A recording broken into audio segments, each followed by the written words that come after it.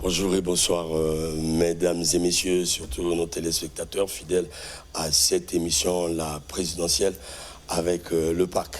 Aujourd'hui, après donc toute cette course de la présidentielle que nous avons accompagnée sur ce plateau, aujourd'hui nous avons pensé boucler la boucle, comme on le dit, de cette présidentielle, puisque désormais le Congo a un nouveau président, il faut le dire. C'est le président Denis Sassou Nguesso, comme vous avez suivi, qui a été reconduit. Sur ce plateau, Sarah, bonsoir. Bonsoir, Romy. Nous avons eu à échanger, il faut le dire comme ça, avec beaucoup des représentants des candidats que nous avons mis aux prises. Question d'inaugurer ce débat contradictoire. Et à la chute de cette compétition, Denis Sassou Nguesso a été promu président de la République. Et c'est notre responsabilité de faire le point, la boucle de cette présidentielle. Oui, exactement, Romy Kokilas, ce plateau lancé pour accompagner ce processus électoral et finalement les résultats de cette élection présidentielle des 12 et 15 mars ont donné victorieux le président sortant Denis Sassou Nguesso. Les résultats provisoires avec 94,86%. Avec nos invités, l'objectif notamment, c'est de décrypter ces résultats et de faire des projections pour l'avenir, pour le nouveau mandat. Merci beaucoup. Et nous avons sur ce plateau, il faut rappeler que la plupart de ceux qui débattaient avec nous sont saturés pour certains. Et certains ont pensé ne pas débattre, simplement parce que leurs candidats ont fait des recours au niveau de la Cour constitutionnelle. Ils attendent, mais cependant, nous avons le devoir d'édifier l'opinion, puisque la campagne est finie, nous devons boucler et la boucle. Donc sur ce plateau, oui. Monsieur Fabius Mbi, il est de la majorité présidentielle. Bonjour Monsieur Fabius. Bonjour Monsieur Romy. Tu nous as manqué parce que nous souhaitions, franchement, au cours de ces débats, vous avoir, vu le jus que vous avez en vous. Je suis très heureux de participer à cette émission, d'ailleurs de clôturer cette longue marche que vous avez commencée pour parler de ces échéances électorales. Merci. Merci beaucoup. Alors, Monsieur Jephté Gapula, qui n'est pas présenté, en tout cas pour nos téléspectateurs, il est économiste, il a un vrai regard sur la gestion du pays depuis les 5 ans du mandat aussi bien. Il a porté déjà un regard sur le nouveau programme du chef de l'État, du vainqueur de cette compétition. Et parce que nous allons essayer de voir les attentes des Congolais au regard aussi de ce nouveau programme. Voilà. Alors Sarah, nous allons essayer de repartir, faire un flashback sur le vote. Après tout ce que nous avons connu, le vote. Alors pour le vote, il faut dire que, chers téléspectateurs, nous avons suivi la journée du vote. Nous avons écouté pas mal des candidats à propos. Certains ont acté la victoire du chef de l'État, d'autres ont fait recours. Ce qui est propre, ce qui est naturel en démocratie. Voilà. Et donc, Gapula, d'abord vous. Non, je commence avec le politique. Le vainqueur, c'est lui, puisque vous représentez la majorité présidentielle. Alors, comment vous avez apprécié cette victoire ? Premièrement, je tiens à souligner que les élections se sont déroulées dans un climat de paix. Moi-même, j'étais sur le terrain lorsque le candidat a fait son tournée dans pratiquement tous les départements du pays. Il y avait l'engouement d'abord des populations qui étaient présents, qui ont accepté, accompagné le message et le projet, le programme de société du président de la République, donc l'élu. Hier, il était candidat président. Aujourd'hui, il est élu, le président de la République, Denis Sassou Nguesso. Et je pense que cette victoire, c'est une victoire méritée parce que c'est quelqu'un d'envergure qui a de l'expérience et que les Congolais connaissent déjà. Et donc, la victoire du président Denis Sassou Nguesso ne devrait surprendre personne. Alors, Monsieur Jephté, l'économiste, en tant que citoyen économiste, votre appréciation, votre lecture? Merci bien, Monsieur Romy, que je reste dans cette longueur d'onde-là de Monsieur Mbé, qui pense que cette victoire n'a pas surpris les Congolais comme tel, parce que, en tant que citoyen, ça, il faut le reconnaître, le président candidat Denis Sassou Nguesso n'était pas en face des adversaires aussi Les poids lourds. Bon, les poids lourds aussi, il faut le dire comme ça, du taille. Donc cette victoire, elle ne me surprend pas, bien au contraire, je m'y attendais. Un résultat contraire surprenait quand même, allait me surprendre, si il faut le dire comme ça. Ce sont les résultats provisoires. On attend encore l'arrêt de la Cour constitutionnelle pour valider ces résultats. Il s'agit des résultats provisoires, notamment publiés le 17 mars dernier. Mais il faut dire aussi, pour valider, il faut avoir, en fait c'est un fameux résultat. Il valide, on donne une marge de temps pour attendre les réclamations. Puisqu'il y a certains candidats qui ont fait le recours. Voilà, recours, mais c'est le propre d'une démocratie. Et nous ne devons jamais oublier que nous avons cette expérience dans le pays. Donc l'institution fait son travail. Mais ce qui est vrai, la commission attitrée, voilà, à nous donner le verdict, a fait son travail. Donc une marge de temps, je crois que c'est 72 heures, si je ne me trompe pas, qui est souvent donnée pour cela. Alors, mais nous avons suivi, en tout cas, chers invités, chers téléspectateurs, nous avons suivi les réactions de pas mal de candidats à propos, ce qui n'a pas étonnant en démocratie. Et ça nous permet de comprendre la maturité de notre démocratie. Voilà. Est-ce que le politique congolais a mûri cette expérience de la présidentielle au regard de certaines réactions? C'est ce que nous allons suivre. La régie, nous allons suivre Kinumbi Kiambongo, puis on va essayer de décrypter très vite sa communication. La régie. Congolaises, Congolais, mes chers compatriotes, notre pays vient de traverser la séquence électorale de l'élection présidentielle des 12 et 15 mars 2026 qui, par son très faible engouement, a mis en lumière le besoin de repenser et de parfaire notre gouvernance commune. Loin de moi le désir de m'attarder sur des polémiques inutiles et stériles. Cette prise de parole se veut un appel à la responsabilité, à la lucidité et à l'action constructive pour relever les défis structurels de notre nation. Congolaises, Congolais, mes chers compatriotes, le destin du Congo repose sur une cohésion en tant que peuple et sur sa réconciliation avec sa classe politique qui, malheureusement, n'a toujours pas été en phase avec lui. Dans ce contexte de tension perceptible, vous continuez de cultiver, comme toujours, la paix et la résilience pour éviter les pièges de la division et de la violence. Je tiens donc à vous remercier très sincèrement du fond de mon cœur, tout en vous invitant humblement, premièrement, à vous approprier le processus démocratique par votre éducation civique pour une participation éclairée aux différents scrutins à venir. Deuxièmement, à favoriser le dialogue intergénérationnel afin d'inclure indistinctement la jeunesse dans la construction de l'avenir politique et économique du pays pour favoriser la cohésion nationale. À vous, mes chers compatriotes, électeurs, et à ceux qui ont soutenu ma candidature, malgré les insuffisances de notre gouvernance électorale, vous avez fait preuve de courage et de volonté pour vous rendre dans les bureaux de vote afin d'exercer votre devoir et pour de nombreux Congolais de m'apporter leur voix. Je tiens donc à féliciter l'ensemble du peuple congolais qui privilégie le Congo et la paix et remercie tous ceux qui m'ont apporté leur soutien par leur suffrage, marquant ainsi leur désir de changement. Le temps de cette campagne m'a permis d'écouter et de parler aux Congolais. Merci beaucoup. Voilà, Sarah.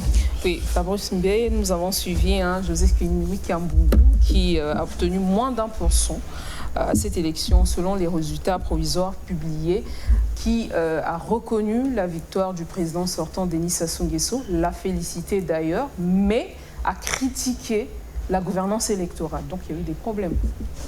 Bon, premièrement, il faut reconnaître que M. Kinumi Kambungu, c'est un homme politique pas des moindres. Et d'ailleurs, il siège à l'Assemblée nationale, qui est pour moi le symbole même de la démocratie. Le message, nous l'avons tous suivi. C'est un message teinté de beaucoup de maturité, de responsabilité. Après, j'ai dit tout à l'heure, d'entrée de jeu que la victoire du président Denis Sassou Nguesso n'était pas une victoire à spéculer. Parce que nous avons suivi dès le départ, d'abord le président Denis Sassou Nguesso est issu d'un parti politique qui est très bien organisé. Et le catalyseur pour remporter une élection présidentielle, c'est d'abord la structuration de son appareil politique. Le Parti Congolais du Travail est structuré dans tous les départements du pays, dans les sections, même dans les noyaux. Et il y a même eu un accompagnement du parti dans les cotisations et des cotisations spéciales qui ont accompagné le président. Donc il y a eu des fonds qui ont été apportés au président de la République. Une élection, ce n'est pas seulement des hommes, c'est également des moyens financiers. Et donc, oui, j'encourage ce message. C'est teinté de beaucoup de responsabilités de M. Kinumi Kambungu. Maintenant, s'il y a d'autres candidats malheureux qui ont fait recours, je dirais recours sur la base de quoi? Parce que nous avons tous suivi le déroulement de la campagne présidentielle. Je peux dire qu'il a manqué beaucoup de sérieux aux candidats qui se sont opposés au président Denis Sassou Nguesso. Une élection, c'est comme un examen. C'est comme un examen qui doit se préparer dès le premier jour. Je pense que c'est juste des farces. Et la victoire du président est incontestable. Voilà, il faut la reconnaître parce que de l'autre côté, en face, il n'y avait pas un candidat de taille, il n'y avait pas, excusez-moi pour le terme, des gens assez sérieux pour convaincre les populations, pour convaincre les Congolais. C'est vrai que de façon générale, les Congolais ont peur de faire un saut vers l'inconnu, d'aller désigner quelqu'un qui n'a pas été essayé, que les Congolais ne connaissent pas. Le président Denis Sassou Nguesso, c'est un candidat de l'expérience et c'est le candidat qui a présenté la meilleure offre politique aux Congolais. Les Congolais l'ont désigné avec un taux de plus de 94%. Je pense qu'il n'y a pas à faire débat là-dessus. Merci. Alors, Jefté, vous avez suivi vous également les adversaires de Denis Sassou Nguesso lors de cette course. En voici un. Qu'est-ce que vous en dites, cette réaction? Je crois que M. Kinumi Kambungu a été objectif dans ses analyses. Et le fait de reconnaître sa défaite est une manière également de respecter les institutions. C'est vrai que la critique, ça ne manque pas. Une organisation électorale présente plus ou moins des failles. Ça ne peut pas manquer. Mais dans l'ensemble, en tout cas, il a été cohérent et le fait pour lui de reconnaître sa défaite est pas positif, sinon je dirais un point positif pour notre démocratie. Et donc, dans cette perspective, j'encourage les autres candidats malheureux à bien vouloir respecter les résultats qui ont été publiés, les résultats provisoires qui ont été publiés, parce que nous sommes tous Congolais et on a été sur le terrain. Personne n'a mieux fait que le président Denis Sassou Nguesso en termes de visibilité. Certainement que... Les candidats de l'opposition à faire comme Joseph Kinumi Kambungu. Nous sommes en démocratie quand même. Non, nous sommes en démocratie. Le problème, c'est qu'il ne s'agit pas de contester pour contester. Moi qui vous parle, j'ai observé les élections et la campagne électorale et autres. Honnêtement parlant, personne je ne sais pas s'il y a eu un candidat qui s'est présenté dans tous les départements comme l'a fait le président Denis Sassou Nguesso. Et par la suite, M. Mbé l'a signifié, une élection présidentielle, ça se prépare. Et le PCT, sinon je dirais la majorité présidentielle, s'était préparé déjà à l'événement par rapport aux autres qui se sont présentés, pour ne pas dire peut-être qu'à la hâte, voilà, un peu dans ce sens-là. Et ils n'ont pas eu cette possibilité et ils n'ont pas eu assez de moyens pour faire la ronde du pays, pour essayer de convaincre. En un mot, cette victoire, ou sinon je dirais la reconnaissance par M. Kinyomi, est une valeur juste. Voilà, mais je vous posais la question à tous les deux. Hein. Vous êtes de la majorité présidentielle et lui, il est économiste. Il est économiste. Voilà, il n'est pas de la majorité présidentielle. Non, moi je suis c'est un intello. Voilà. Alors, mais malgré qu'il a reconnu, il a soulevé quand même les failles de la gouvernance électorale. Est-ce que ça ne jette pas, ça ne soulève pas le problème de la crédibilité de ce processus électoral? Avant de répondre à la question, je vous en prie, puisque il y a certains candidats qui l'ont dit, et nous allons repartir à la régie pour les écouter et pour analyser leur communication. Donc, la régie. Oui. Je voudrais tout d'abord vous remercier d'être venu. Je suis ici à la Cour constitutionnelle pour saisir la Cour. Saisir la Cour tout simplement parce que ce que nous avons vécu lors de l'élection présidentielle est grave. Elle est tellement grave que moi, en tant que candidat, je pense qu'il est important que je puisse mener cette démarche. Parce que j'ai accepté de participer à cette élection pour que la seule victoire véritable soit celle des urnes. Mais nous avons vu qu'en réalité, la vérité n'a pas été révélée. C'est pour cela que, pour défendre les Congolais qui se sont levés, les mamans qui se sont levées, les jeunes qui se sont levés, les papas qui se sont levés pour aller exprimer leur voix pour le changement, il était important pour moi de venir ici, de ne pas se taire, d'avoir cette démarche d'abord citoyenne et ensuite celle de candidat pour défendre la vérité.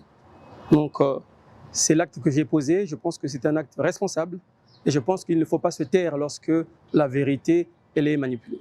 Que dénoncez-vous exactement?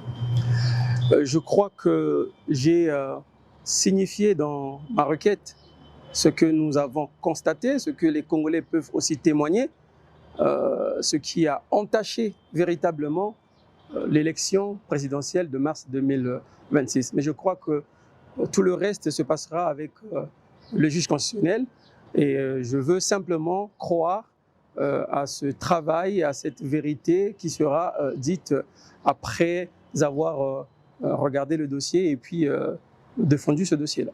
Vous êtes dans votre droit. La Cour constitutionnelle également a un délai pour pouvoir donner sa réponse. Mais s'il arrivait que vous ne soyez pas, vous ne trouvez satisfaction, écoutez, on verra. Je ne peux pas aujourd'hui vous dire ce qui ne se présente pas encore comme une évidence, mais on verra ce qui va se passer. Mes chers compatriotes, mes chers mécontents, pendant 12 jours, j'ai parcouru le pays du nord au sud, de l'est à l'ouest, pour convaincre les Congolais de la nécessité du changement pour sauver notre pays, pour sauver les générations futures de Congolais. 12 jours, durant, je me suis évertué à expliquer le contrat pour un nouveau Congo. J'ai rencontré un peuple qui n'y croit plus, qui n'adhère plus au projet collectif. Un peuple miné par l'individualisme et par le chacun pour soi. Le 15 mars dernier, certains d'entre vous se sont rendus aux urnes pour désigner le prochain président de la République parmi 7 Congolais qui sollicitaient votre suffrage. Le ministre de l'Intérieur a publié le 17 mars les résultats provisoires. Pour notre part, nous avions prévu des délégués dans les 10 principales villes du pays pour couvrir plus du 3/4 de l'électorat. Malheureusement, dans les villes comme Pointe-Noire et dans une moindre mesure Brazzaville, nos délégués ont été chassés, quelquefois en violation flagrante de la loi. Dans d'autres cas, ils sont revenus sans procès-verbaux. Dans ces conditions, le procès-verbal étant le seul document administratif permettant la certification des résultats, il nous est impossible aujourd'hui de confirmer ou d'infirmer quoi que ce soit à ce niveau. Cependant, de nombreuses tares ont affecté le bon déroulement de l'élection présidentielle dans notre pays. La partialité de l'administration, le non-plafonnement des dépenses de campagne, l'absence d'équité dans les médias publics, la corruption et l'achat des votes, l'interruption volontaire de communication, le refus de laisser passer pour les candidats et leur équipe, la rétention des procès-verbaux, des transcriptions des résultats, etc. Toutefois, nous saluons l'engagement des mécontents à travers le pays pour leur participation tant financière que citoyenne. Nous tenons à leur exprimer notre reconnaissance. Cet engagement nous honore autant qu'il nous engage. La dynamique des mécontents, manifestement la seule aux côtés du peuple, doit dans les prochains jours se structurer pour incarner l'espoir et le changement. Vive le Congo, vive les Congolaises, vive les Congolais, un nouveau Congo est possible. Voilà Sarah, nous venons de suivre ces différentes communications qui vont dans chacun, deux candidats. Il y a également Mabio, il y a également, comment on l'appelle déjà, qui a fait la première réaction. Gavé. Destin Gavé, voilà. Oui. Que faut-il dire de ces différentes communications? Voilà. De ces différentes communications, ce qu'on peut retenir, c'est que ces candidats critiquent la gouvernance électorale. Vous vantez, vous, qui êtes de la majorité présidentielle, le déroulement de cette élection, mais ça jette quand même du discrédit sur la transparence de ces résultats et même de ce processus électoral. Ce que je veux dire, c'est que les insuffisances qui ont été fait remarquer par les opposants sur la gouvernance électorale ne peut en aucun cas remettre en cause la victoire du président Denis Sassou Nguesso.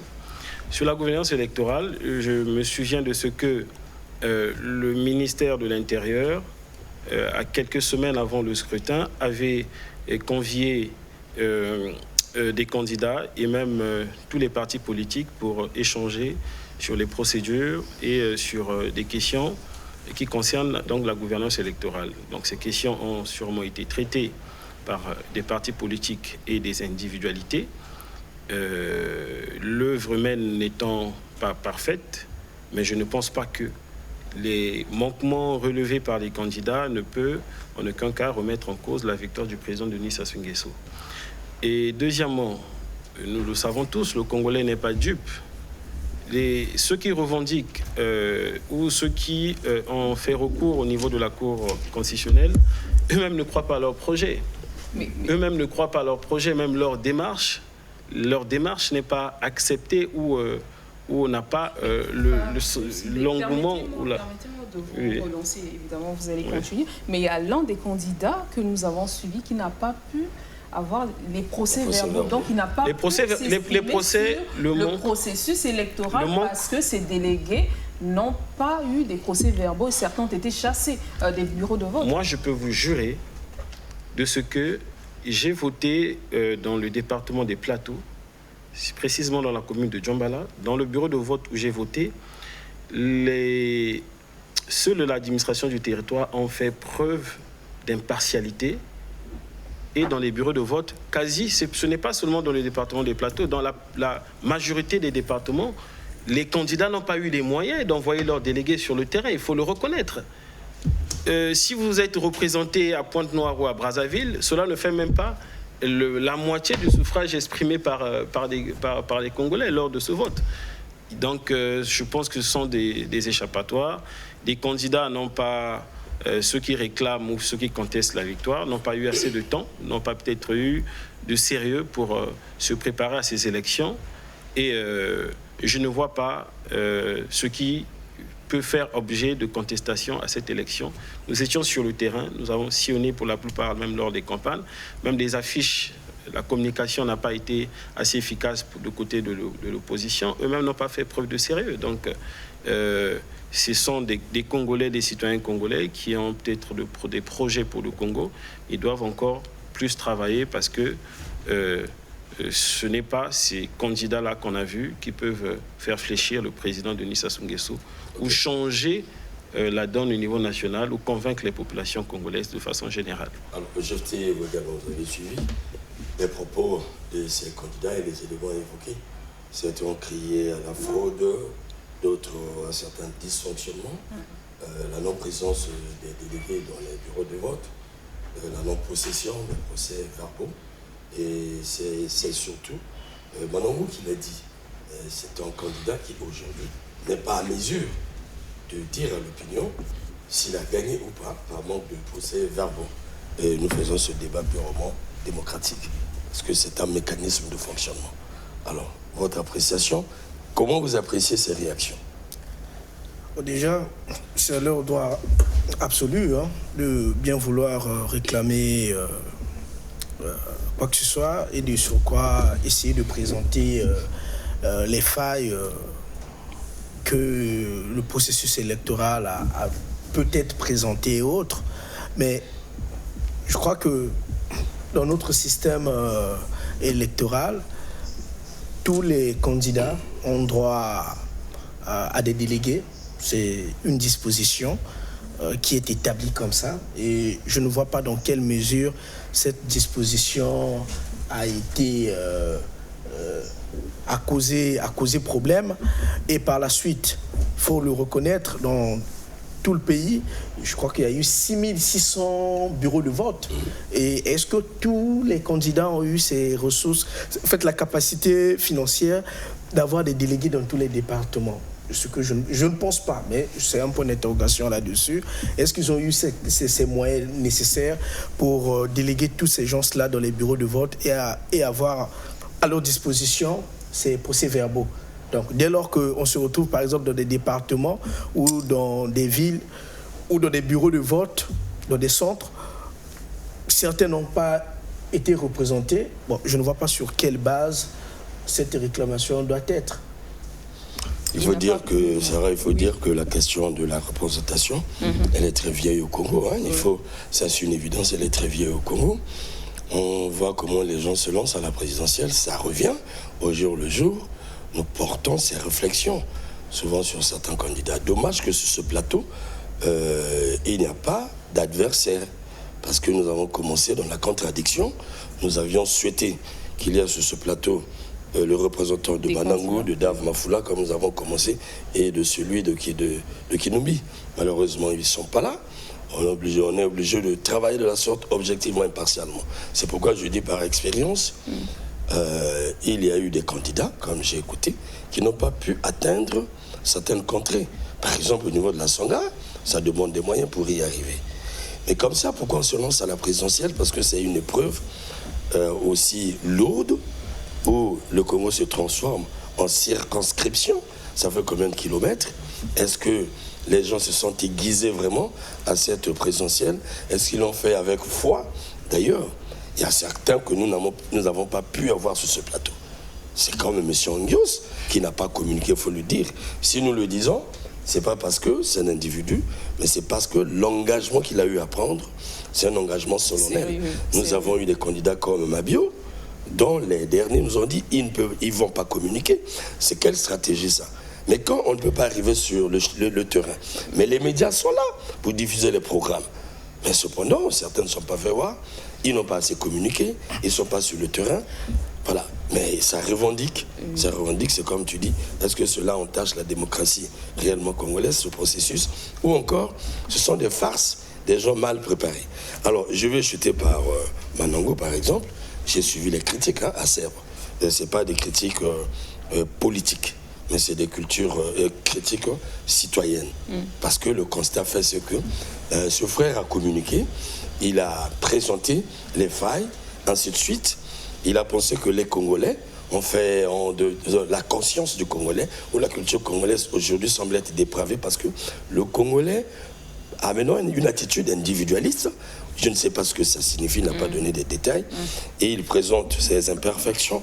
À la fin, il dit qu'il n'est pas en possession des procès-verbaux. Mais c'est un drame pour un candidat. Il ne peut ni confirmer, ni infirmer le score qu'il a eu. Pourquoi parce avoir... il n'est pas en possession de tous les procès-verbaux. Mais lorsqu'on va à une élection, on se prépare en conséquence pour cela.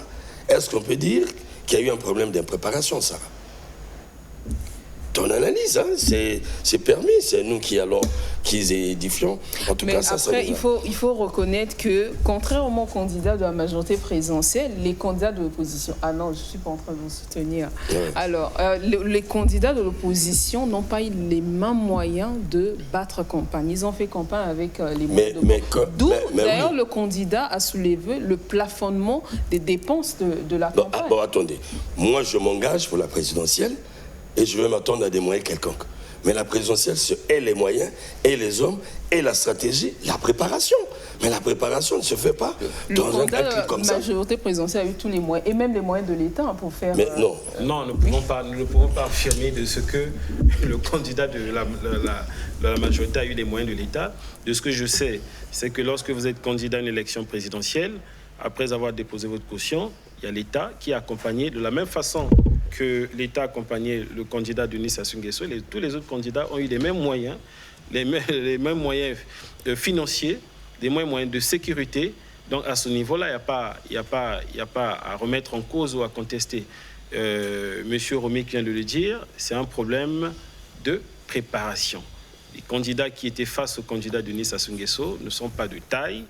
Leur projet, leur offre politique n'a pas peut-être su atteindre tous les Congolais du fait qu'ils ont été limités financièrement, peut-être par des stratégies. On ne les a pas vus dans tous les départements du Congo, il faut le reconnaître. Donc, gagner un candidat qui a plus de 30 ans au pouvoir, qui a une expérience, qui est accompagné par des grands partis politiques, ce n'est pas assez facile. Et en Congolais, sur le terrain... un bilan lourd à défendre. Hein, oui, le bilan, on a longtemps parlé du bilan du président Denis Sassou Nguesso.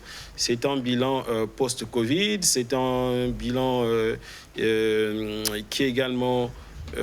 qui a connu des chocs économiques exogènes. C'est un bilan de façon générale qui est positif au regard de ce que nous constatons sur le terrain. Les failles ne manquent pas dans la gouvernance, mais progressivement, le Congo se développe et les gens voient, ils regardent ce que le président Denis Sassou Nguesso fait pour le Congo et de façon... Mais, oui. Ok, je vous en prie.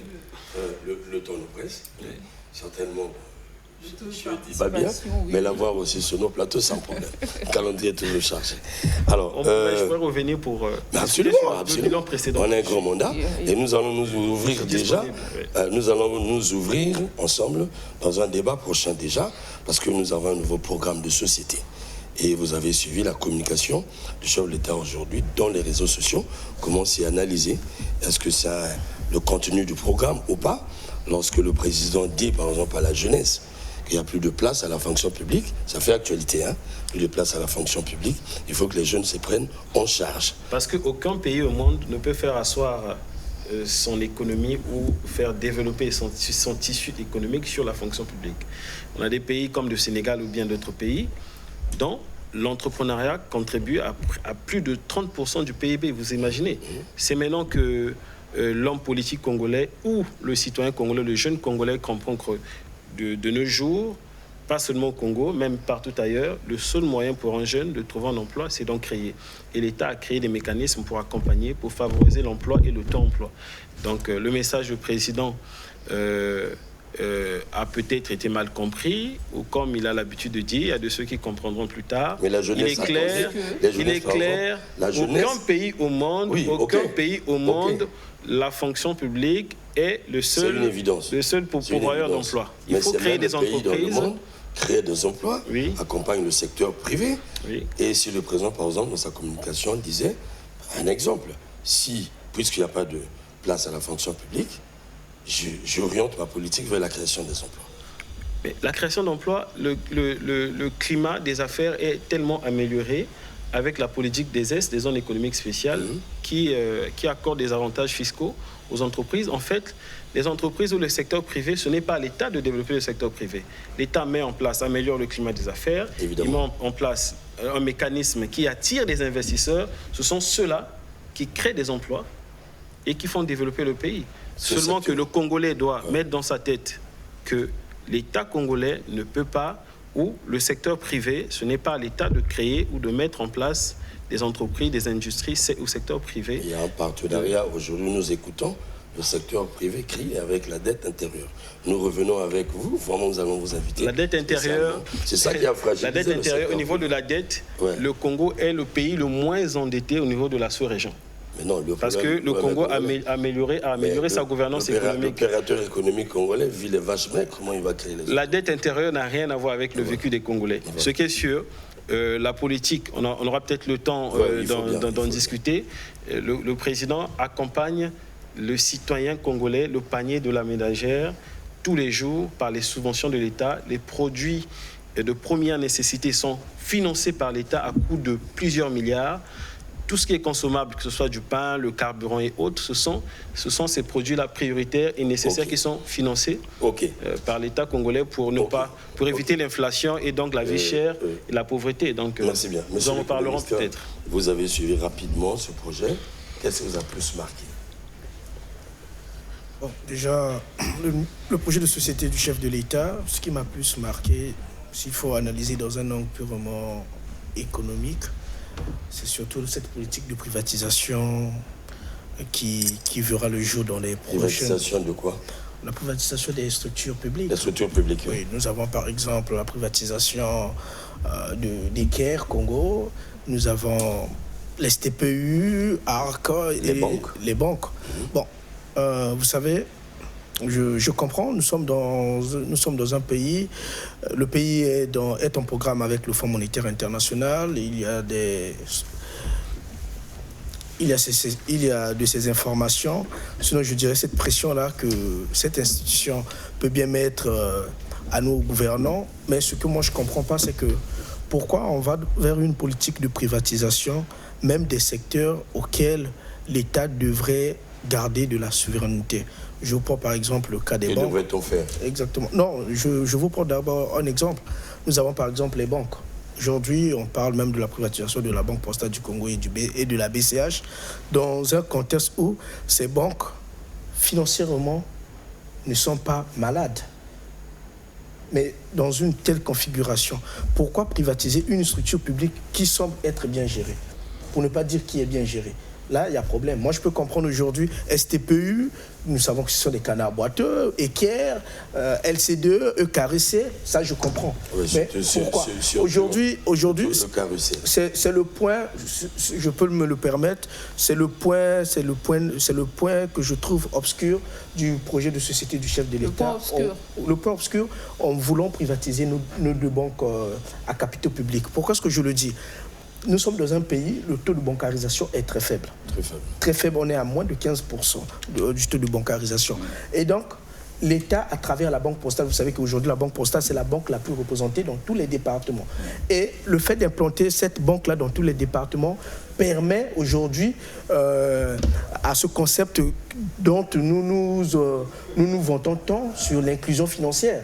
Ça permet à ce que le dernier citoyen puisse avoir accès à des services de banque et autres.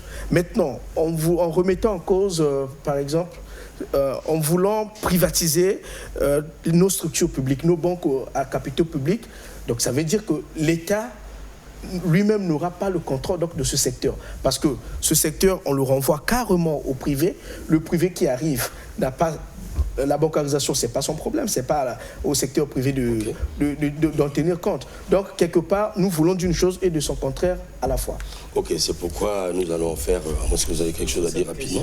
Il nous reste une minute. Sur cette question de privatisation, le fait de privatiser, ça ne veut pas dire que l'État perd totalement la main. On a une institution qui est la COVAC, qui régit toutes les institutions financières.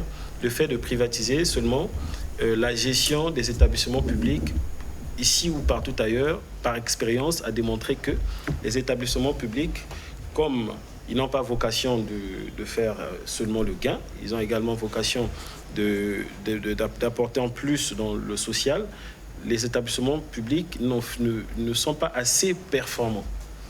Ce qui n'est pas le cas de la Banque postale et de la sont pas Banque assez performants, n'apportent pas assez dans le portefeuille public. Raison pour laquelle, s'il y a dans le programme du président de la République cette vision de privatiser quelques établissements publics, ou des banques à capitaux publics, je pense que c'est une très bonne idée. Comme nous n'avons pas assez de temps, nous pourrions enrichir ou débattre un peu plus sur cette question. Permettez-moi de rebondir. Il n'y a pas d'inconvénient dans ce sens-là. Non, permettez-moi de Parce que l'expérience a prouvé que la gestion des établissements publics, ça n'apporte pas assez. D'accord. Je crois que le Premier ministre l'a même signifié lors de la campagne. À tout moment, quand dans une structure publique, l'État doit toujours apporter des fonds et autres à un moment donné, ça je comprends. Mais je l'ai dit, ça c'est pour des structures à canard boiteux telles que Eker et autres. La Banque postale du Congo, la BCH, ne se trouve pas dans une telle situation. Bien au contraire, aujourd'hui, la Banque postale est un levier pour l'État congolais. Pour une petite anecdote, vous savez que nous sommes dans un État qui s'endette auprès des banques commerciales.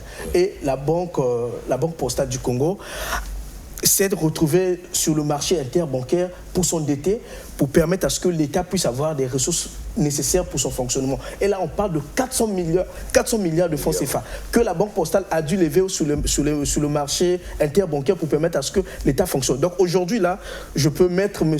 Mbé en défi. La Banque postale n'est pas un fléau, sinon je dirais n'est pas un poids pour l'État congolais. Bien au contraire... la difficulté économique. Non, cette banque est en bonne santé, de même que la BCH. Donc je ne vois aucun intérêt de vouloir privatiser ces banques. Sinon, pour d'autres structures, je peux comprendre, tel que j'ai signifié. Mais pour vous, quelle est la crainte? Est-ce que ça va créer... Non, mais la crainte, c'est quoi? Le problème, c'est quoi? Nous confondons parfois certaines choses. Quand nous parlons de la libéralisation de l'économie, une libéralisation de l'économie n'exclut pas l'État dans l'activité économique comme telle. C'est vrai que l'État a son rôle de régulateur et autres, mais l'État, même dans une économie libérale, même dans des pays tels que les États-Unis, l'Allemagne, l'État demeure un agent économique à double fonction. L'État je vous en prie, c'était pour quelque chose. Était consommateur, mais aussi producteur. Quand on se retrouve dans une république où l'État ne fait pas de problème. Non, je vous en prie. C'est un bon débat. C'est un bon débat, mais nous courons derrière le temps. Donc il n'y a pas de licenciement. Donc ça permet à ce que ces entreprises-là puissent être mieux performantes. Non, on va boucler. Nous sommes arrivés à la fin. Nous sommes arrivés à la fin. Non, je ne pense pas qu'il y a des inconvénients là-dessus. Naturellement, il y a des incidences au plan social. C'est pourquoi nous allons faire... S'il y a des inconvénients, dans ce cas, il faut démontrer les effets néfastes de cette privatisation. Comme ça, là, on sera tous parfaits. Nous risquons de vider déjà notre marmite parce que ce sera un très grand débat que nous allons faire ici sur le nouveau programme du chef de l'État. Voilà, avec ce point, nous l'avons déjà inauguré.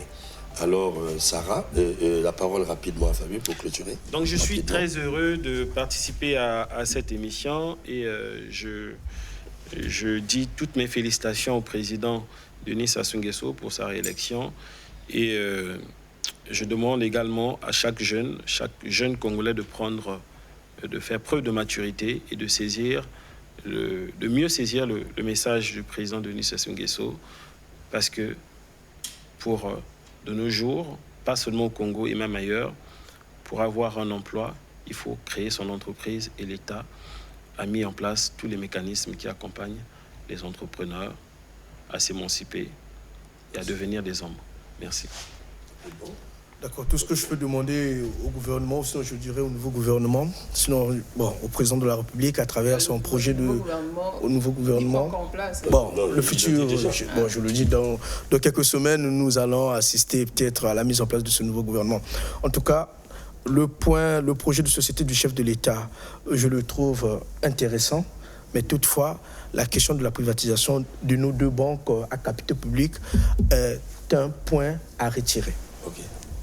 Proposition des Congolais. Voilà, Sarah, et je pense que on a fait la course ensemble.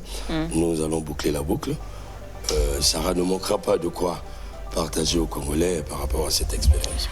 Ah oui, merci beaucoup Romy Kokilas de m'avoir associé sur ce plateau. J'avais des questions à poser à notre invité sur le taux de participation, comment expliquer, mais bon, on aura d'autres plateaux. Oui, évidemment. Là, ça sera dans Mac Bazar. Non, je vous en prie, nous sommes à la fin. 2 500 000. Non, nous sommes à la fin. Voilà, allons-y. Voilà. Alors, merci beaucoup. Merci à nos téléspectateurs. Merci à Romy et surtout merci à la plateforme Le Parc. Le Parc, oui. Alors, merci infiniment rapidement, chers téléspectateurs, chers Congolais, vous qui nous avez suivis, nous avons eu à faire la promesse que nous allons inaugurer pour cette présidentielle le débat contradictoire. C'est une grande première.